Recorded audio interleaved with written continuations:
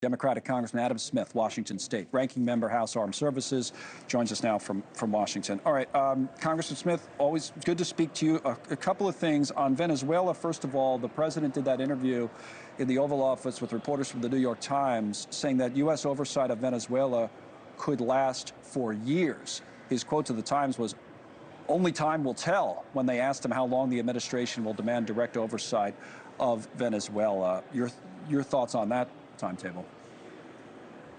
Well, that's deeply concerning. That's a long-term commitment in nation building. The President Trump ran for office, and I think correctly so, saying that we had stumbled into that in too many places, in Afghanistan, Iraq, Libya, elsewhere. That taking on that responsibility wasn't in the U.S.'s best interests. It, distracted us from much more critical needs here at home. I think he's right. Taking on that long of a responsibility in Venezuela directly contradicts what Trump said during the campaign, and I think it's a mistake. In the Senate today, they did pass that war powers resolution with help from some Republicans. What do you expect going forward here in the House, for example, with the caveat, though, that the president would likely veto anything, right, that comes out? Yeah, no, that's true. This is not likely to become law, but it's a strong statement to have Republican members now trying to rein in President Trump's power, something they really haven't done much of, even as President Trump has expanded that power. In fact, we've just seen in the interview in the New York Times where President Trump said the only restraint on his power is his own morality. The law doesn't apply to him. The Constitution doesn't apply to him. Apparently, Congress is irrelevant. So, yeah, I think it's a positive step that they're willing to check that power, and hopefully it will send a message to the president that there's growing dissatisfaction with his policy choices, particularly around Venezuela. I hope the House will take it up and pass it as well. Would that message have any effect, in your view, on this president? And if not, what do you think he has in mind? I mean, what are you looking at now that comes next? I mean, where's your focus? Is it Colombia? Is it Greenland? I mean, there's been so much talked about even this week. Yeah. Well, the main focus is on trying to rouse the American people to the idea that we are losing control of our representative democracy, that President Trump is taking this over for himself at our expense, and whatever the issue is. And certainly with the outline that you just laid about what President Trump envisions for the Western Hemisphere, the notion that he's going to be like the emperor of Latin America, yes, let's focus on that and why that's such a bad idea for America. You have thoughts on what happened in Minneapolis, to shift gears with you for a moment here, because the vice president just an hour or so ago made some comments. He was in the White House briefing room taking questions from reporters about the shooting by that ICE officer yesterday of the 37-year-old woman. And here's what J.D. Vance said about the woman. That woman was there to interfere with a legitimate law enforcement operation in the United States of America. What that headline leaves out is that woman is part of a broader left-wing network to attack, to dox, to assault, and to make it impossible for our ICE officers to do their job. What do you make of this so-called left-wing network that the vice president seems to be blaming for a lot of things? Yeah, well, look, there's no evidence that this woman was connected to that at all, but also, and this is what should terrify the American people. I don't care if you're Republican, Democrat, Independent, who the heck you are. J.D. Vance just said, if you protest the government, we have the right to kill you. Okay? That it doesn't matter. You have no rights, no responsibility, no ability to criticize the government. If we determine that you're part of an organization that threatens us, we will kill you, and there will be no consequences. I think he said at one point in that interview as well, ICE agents have absolute immunity. This administration doesn't just condone the excessive use of law enforcement force, they encourage it. And that means every single one of us is vulnerable to what they might do. And they're flat out saying, screw you.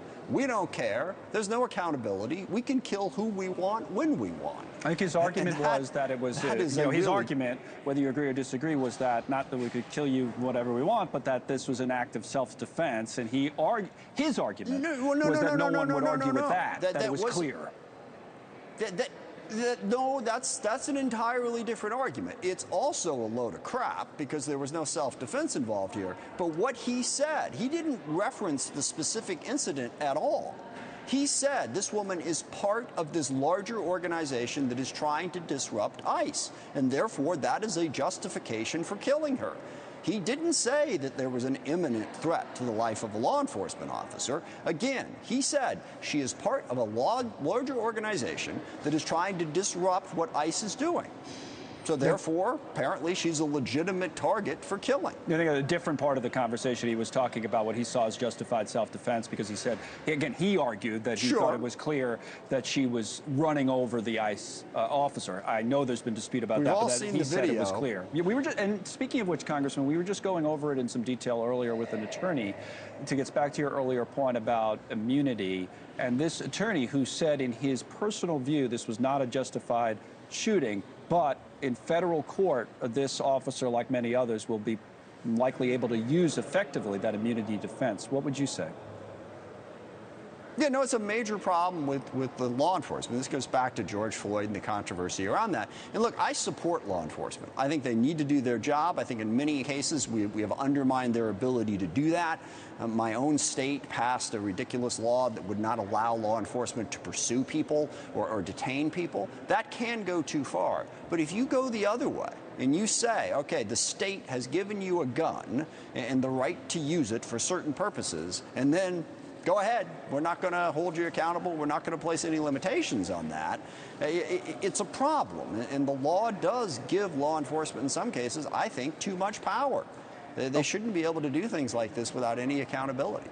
Okay, one last quick one before you go, Congressman Smith, if that's okay. ACA subsidies, I know House working on this 3-year extension, but is that similar to the conversation we were having earlier, one that goes nowhere after that, or does it lead to some sort of a bipartisan compromise down the line? How do you see it playing out? I think it's unlikely that that would pass in the Senate. Hopefully it will force a bipartisan compromise. Because, look, we need to do more for health care than just extend ACA, extra subsidies. We need to bring the cost of health care down so that the American people and our government can afford it. So I would hope that it would push us towards a bipartisan compromise and push the Republicans towards negotiating with us. I mean, remember, Mike Johnson shut down the House for 2 months and refused to negotiate over this issue. So I don't know what's going to push the Republicans to do that. Hopefully this will help, because we need a comprehensive health care reform bill. Health care is too expensive for too many Americans, and whether the government subsidizes it or not, the sheer cost of it is burdening all of us more than it should. All right, the live pictures on the House floor, the debate over the ACA subsidies. Congressman Adam Smith, Washington State, as always, thank you, sir.